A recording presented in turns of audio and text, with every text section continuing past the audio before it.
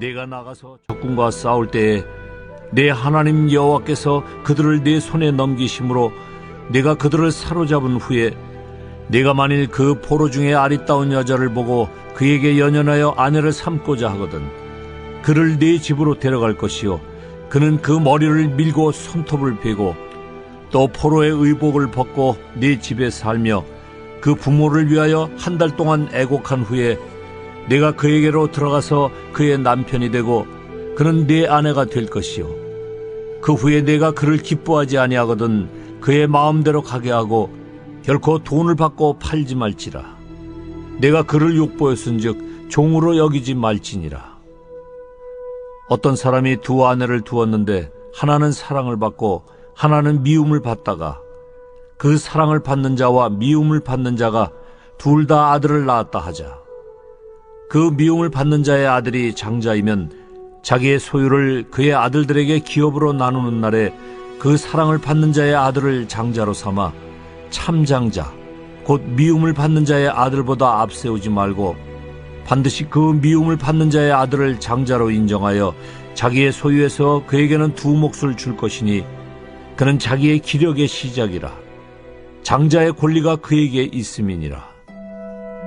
사람에게 완악하고 패역한 아들이 있어 그의 아버지의 말이나 그의 어머니의 말을 순종하지 아니하고 부모가 징계하여도 순종하지 아니하거든 그의 부모가 그를 끌고 성문에 이르러 그 성읍 장로들에게 나아가서 그 성읍 장로들에게 말하기를 우리의 이 자식은 완악하고 패역하여 우리 말을 듣지 아니하고 방탕하며 술에 잠긴 자라 하면 그 성읍의 모든 사람들이 그를 돌로 쳐 죽일지니 이같이 내가 너희 중에서 악을 제하라. 그리하면 온 이스라엘이 듣고 두려워하리라. 사람이 만일 죽을 죄를 범함으로 내가 그를 죽여 나무 위에 달거든 그 시체를 나무 위에 밤새도록 두지 말고 그날에 장사하여 내 하나님 여호와께서 내게 기업으로 주시는 땅을 더럽히지 말라. 나무에 달린 자는 하나님께 저주를 받았음이니라. 오늘은 1월 11일 월요일입니다. 한 주가 시작되는 월요일에 여러분의 가정에 평강을 주시고 여러분의 가정에 안전을 주시고 여러분을 복되게 우리 하나님께서 지켜주시는 이번 한 주간이 되기를 바랍니다. 오늘도 아침에 일찍 이렇게 영상에 들어오신 여러분 환영하고 축복합니다. 오늘은 신명기 21장 10절에서 23절까지 말씀을 같이 묵상하도록 하겠습니다. 가나안 땅은 정복해서 자기 마음대로 살아도 되는 땅이 아니에요. 가나안 땅은 그 땅에 들어가는 것도 중요한 일이지만 그 땅에서 자기 마음대로 사는 것이 아니라 하나님의 백성된 삶을 사는 땅이 바로 가나안 땅이 되는 것입니다. 그러므로 어떻게 그 땅에서 살아가야 할 것인가, 이것이 바로 오늘 본문의 내용이 되는 것입니다. 우리도 이 땅에서 예수 믿고 구원받았어요. 그러나 구원받은 것도 중요한 일이지만 이제 구원받아 하나님의 자녀 되었으니 내 가정에서 또 직장에서 사회에서 예수 믿는 사람으로 어떻게 살 것인가, 성도의 삶을 어떻게 살 것인가, 이것이 저와 여러분의 고민될 수 있기를 바랍니다. 오늘 말씀은 이스라엘 백성들이 가나안 땅에 들어가서 가정을 어떻게 지켜야 할지 그 규례를 우리에게 말씀해 주고 있습니다. 하나님은 가정을 주시고 그리고 하나님의 사랑이 나누어지도록 천국과 같은 곳이 되도록 하셨습니다. 그래서 칼빈은 가정은 작은 교회이고 교회를 축소한 것이다, 이렇게 칼빈이 이야기를 했습니다. 여러분, 먼저 이스라엘이 전쟁 중에서 포로로 잡은 여인을 아내로 맞이할 경우 어떻게 해야 될 것인가, 이것이 오늘 본문의 내용이 되는 것입니다. 먼저 자기 집으로 데리고 가요.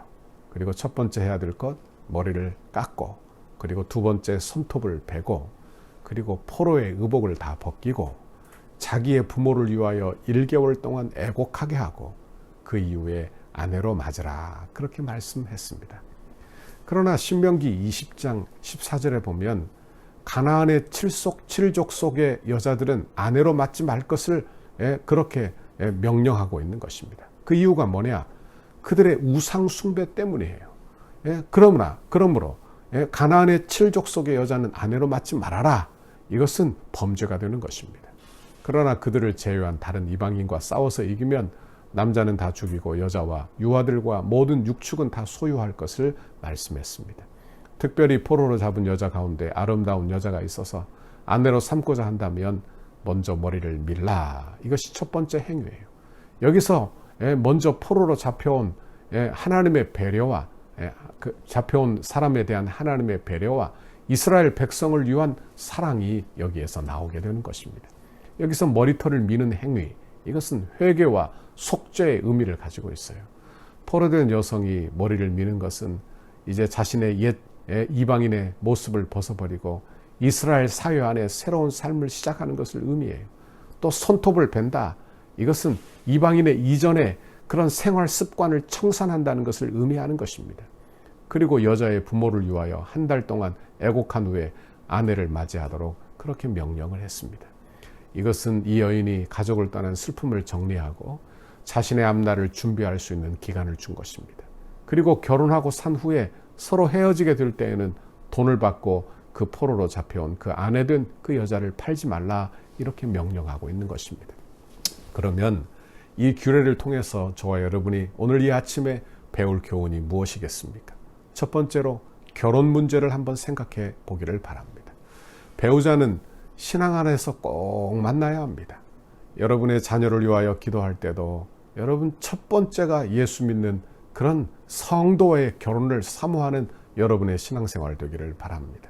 신약성경에서 그래서 믿지 않는 자와 멍에를 같이 매지 말라, 그렇게 말씀한 것을 보게 돼요. 왜? 이것은 우리의 행복을 위한 거예요. 왜 이것이 우리의 행복이냐? 여러분, 추구하는 바가 너무너무 달라요. 영적으로 눈이 떠 있는 사람, 그리고 영적으로 하나님의 나라와 천국을 보는 사람과 이 세상이 전부라고 여기는 사람은 판단하는 그 가치 기준이 너무나 다르기 때문에 멍에를 같이 메고 생활한다는 것이 너무 괴로운 일이 되는 것입니다. 여러분, 그러므로 우리는 가정을 위하여 기도할 때, 자녀를 위하여 기도할 때, 자녀의 결혼을 위하여 기도할 때 예수 잘 믿는 신앙의 기준이 제1번이 되는 여러분의 그런 결혼의 기준이 되기를 바라는 것입니다. 성경에 보면 여인을 한 달 동안 애곡하게 한 후에 아내로 맞으라고 했죠. 이것은 포로로 잡혀온 여인을 위한 배려이기도 합니다. 왜냐하면 포로로 잡혀왔지만 아내로 삼는다는 것은 이제 포로에서 가족이 되는 것을 의미합니다. 그러므로 정서적, 도덕적 안정을 취하게 한 거예요. 또한 아내가 된 이후에 기뻐하지 아니하면 그 마음대로 가게 하고 돈을 받고 팔지 말라, 이렇게 명령을 했어요. 포로가 되어 아내가 되었지만 그를 다시 포로 취급하지 말아라, 아내로 존중해 주라, 이것이 하나님의 명령이 되는 것입니다. 가정이 얼마나 중요한지, 여러분, 가정을 하나님이 얼마나 귀하게 여기시는지 알게 됩니다. 가정이 무너지면 다 무너집니다. 우리가 무엇을 이루어도 가정이 무너지면 다 무너지는 것입니다. 하나님이 세우신 가장 기본적인 공동체가 가정이에요. 그러므로 여러분, 언약 백성이 가정을 깨지 말고 하나님의 뜻대로 가정을 잘 세워가기를 바라시는 것이 하나님의 뜻이 되는 것입니다. 오늘도 우리 가정을 위하여 이 한 주간 기도하는 여러분의 한 주간이 되기를 바랍니다. 가정을 위해서 늘 기도하세요. 하나님의 뜻대로 가정이 세워지도록. 내 가정 기도하며 오늘 내 가정을 위하여 기도하는 중에 하나님의 뜻이 여러분의 가정 안에 이루어지기를 바랍니다. 두 번째로 우리가 묵상할 내용은 장자의 상속에 관한 규례예요. 15절 이하에 보면 상속에 관한 이해가 나옵니다. 예를 들어서 미움을 받는 아내의 아들이 장자이고 사랑받는 아내의 아들이 차자일 경우 남자는 사랑하는 아내의 자녀가 차자일지라도 그에게 더 많은 것을 주려고 노력할 것입니다. 이것이 바로 사람의 마음이에요. 그런데 이런 것을 하지 못하게 한 것입니다. 하나님은 누가 먼저 태어났는지 장자권은 하나님께로부터 받은 것이기 때문에 장자에게 배나 줄 것을 명령하고 말씀하고 있는 것입니다. 하나님은 이 규례를 통해서 하나님이 가정을 사랑하시고 보호하시는 것을 알게 돼요. 하나님은 직접 남자와 여자를 만드시고 가정을 세우셨습니다. 가정에서 장자의 권리를 인정하지 않고 차자에게 재산을 상속하게 된다면 가정의 질서는 망가지고 깨어지고 말 것입니다. 그러므로 하나님은 가정의 질서를 깨지 말라고 강한 어조로 말씀하고, 그리고 장자의 상속권을 보존해 줄 것을 말씀하며 가정의 질서를 세우라고 말씀하고 있는 것입니다. 여기 17절의 말씀을 보십시오. 17절에 보면 반드시 그 미움을 받는 자의 아들을 장자로 인정하여 자기의 소유에서 그에게는 두 몫을 줄 것이니 그는 자기의 기력의 시작이라 장자의 권리가 그에게 있음이니라. 이렇게 말씀했습니다. 여기 기력의 시작이라 이렇게 말씀한 것처럼 하나님의 주권에 의해서 장자의 권리를 가졌다 이런 말씀이 되는 거예요. 여러분 가정 안에도 이렇게 하나님의 질서가 중요한 것입니다. 가정이나 교회나 하나님의 질서로 가정도 세우시고 교회도 세우시는 거예요. 가정 안에서 아내가 남편에게 복종하고 자녀들이 부모에게 순종하고 남편이 아내를 사랑하는 것은 가정의 질서입니다. 이 질서를 깨서는 안 되는 거예요. 교회 안에도 여러 직분자가 있으나 그 직분에 맞게 서로 순복하는 것이 하나님의 질서인 것입니다. 질서가 깨어지면 그 깨어진 가정 안에 사는 모든 구성원들이 불행을 누리게 되고 교회도 여러분 질서가 깨어지고 나면 여러분 모든 구성원들이 불행을 누리게 되고 불행하게 되고 행복할 수 없다는 것을 말씀하는 거예요. 질서를 깨는 것은 하나님의 뜻을 이루는 길이 결코 아님을 알 수 있기를 바라는 것입니다. 이제 세 번째로 18절 이하에 보면 불효에 대한 규례가 나옵니다. 사람이 완악하고 패역한 아들이 있어서 그 아비의 말이나 어미의 말을 순종치 아니하고 부모가 징계하여도 듣지 아니하거든 그 부모가 그를 성읍 장로들에게 알려주고 성읍의 모든 사람들이 돌로 쳐 죽이라고 하신 것입니다. 성경은 장자의 권리와 함께 더 중요하게 다루는 게 있어요. 그게 뭐냐? 가정 안에서 아버지의 권위를 중요하게 여기시는 것입니다. 이스라엘 백성들이 가나안 땅을 정복하는 것도 중요한 일이지만 그 땅에서 가정의 질서를 세우며 하나님의 뜻대로 가정을 세우는 것은 참 중요한 일이에요. 왜? 이것은 성도의 가정을 이루는 것이기 때문에 그렇습니다. 부모의 권위를 인정하지 않는다면 하나님의 권위도 인정하지 않는 사람이 될 것입니다. 아버지의 권위는 하나님이 가정에서 하나님을 대신하여 세우신 권위와 같은 거예요. 그러므로 하나님을 섬기는 주의 백성들은 아버지의 권위를 인정하고 효도해야 할 것을 말씀해 주고 있는 것입니다. 우리나라에도 뭐 그런 일이 있다 하는데 사람이 나이가 들면 부모를 갖다 버리는 그런 고려장 풍습이 있었다고 합니다. 한 아들이 아버지가 이제 나이가 많아 아버지를 지게에 지고 음식을 가져다가 깊은 산중에 들어갔다고 합니다. 적막한 산 속에 아버지를 두고 음식과 지게를 그곳에 두고 내려오게 되었어요. 그런데 함께 간 어린 아들이 가다 말고 다시 되돌아가 지게를 메고 내려오는 게 아니겠습니까? 아버지가 이 광경을 보고 물었습니다. 아니, 지게를 왜 메고 오느냐? 그러자 아들이 이렇게 대답했다는 거예요. 아버지도 늙을 게 아닙니까? 그러면 아버지도 갖다 버려야 되지 않겠습니까? 그때 쓰려고 합니다. 이 말을 들은 아버지가 크게 깨닫고 다시 가서 아버지를 모셔와 잘 봉양했다는 그런 이야기입니다. 여러분, 이야기예요.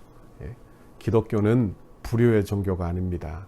기독교는 효의 종교입니다. 하나님을 섬기는 주의 백성들은 부모 공경하는 것, 이것이 하나님의 뜻이라 하는 말씀입니다. 오늘 이 아침에 한 주가 시작되는 이 아침에 가정을 위해서 기도하시기를 바랍니다.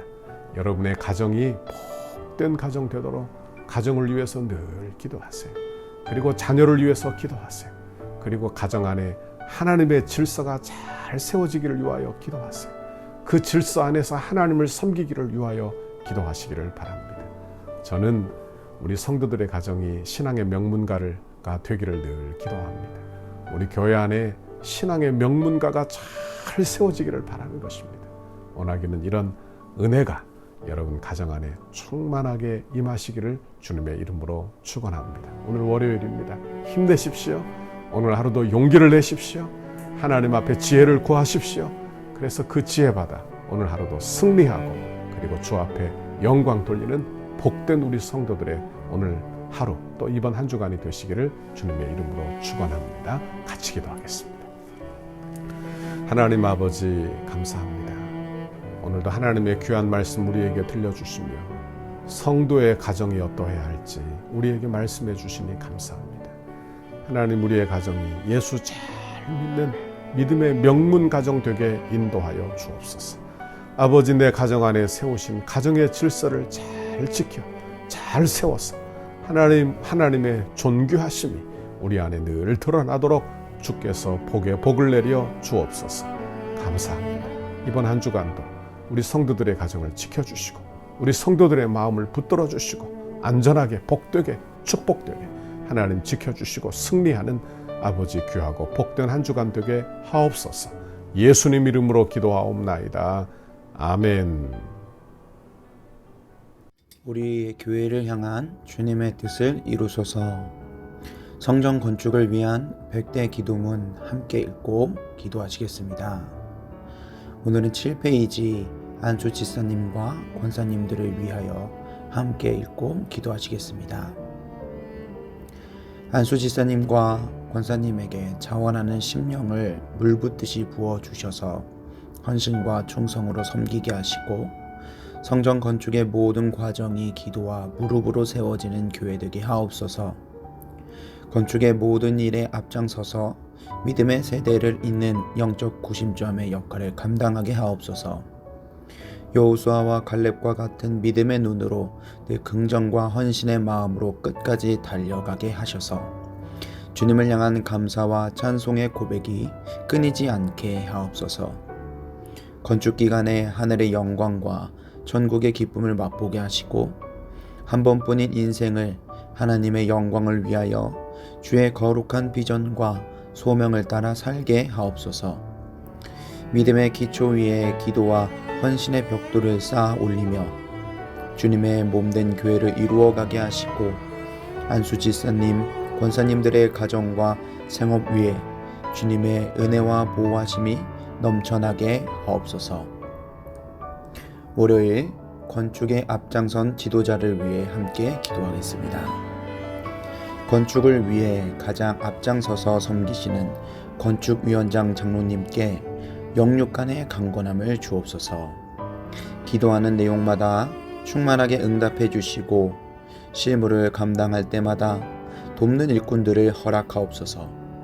기초를 닦고 뼈대를 세우며 공간을 아름답게 채워나가는 모든 과정에서 건축위원회와 모든 업체를 잘 조율할 수 있는 지혜와 지도력을 주옵소서. 시대를 읽는 통찰력과 동전적 사고, 다음 세대를 볼 수 있는 눈, 그리고 작은 일을 보는 눈도 주옵소서.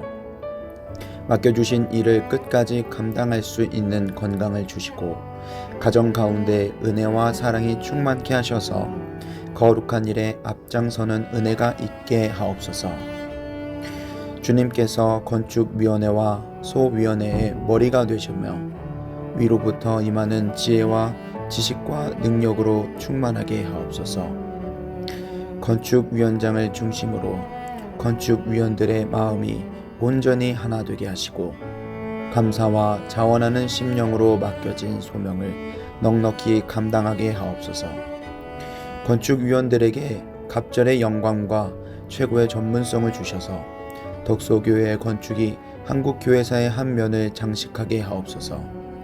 하나님께서 맡기신 건축을 위해 충성을 다하게 하시고 디자인과 실내 장식, 시공과 감리에 대한 탁월한 지혜를 주셔서 덕소를 대표하며 지역을 섬기는 건축이 되게 하옵소서. 건축위원들에게 섬김의 마음을 주시고 세밀한 부분까지 살펴 건축의 모든 과정이 순적하게 진행되게 하옵소서. 건축 과정이 소위원들 모두의 기쁨이 되고 날마다 기적을 체험하는 은혜가 있게 하시며 모든 과정이 부담이 아닌 축복임을 깨달아 늘 감사한 마음으로 진행하게 하옵소서. 소위원들에게 건축에 관한 이해력과 지식을 주셔서 모든 일이 물 흐르듯 은혜롭게 진행되게 하시고 비전과 통찰력을 주셔서 향후 펼쳐나갈 교회의 사역들을 지혜롭게 준비하게 하옵소서. 소위원들이 하나 되게 하시고 시공과 감리를 잘 조정하며 공사 현장을 잘 관리하여 모범적인 건축 현장이 되게 하셔서 경제성, 실용성, 기능성을 살린 아름다운 건축을 이루게 하옵소서. 실무를 감당할 때 성실과 희생, 모범을 보이며 기쁨과 평안으로 잘 감당케 하시고 아주 작은 부분까지 하나도 놓치지 않게 하옵소서. 개인의 주장이나 이기심이 조금도 틈타지 못하도록 늘 기도하며 겸손한 마음으로 섬기게 하옵소서. 예수님의 이름으로 기도했습니다. 아멘.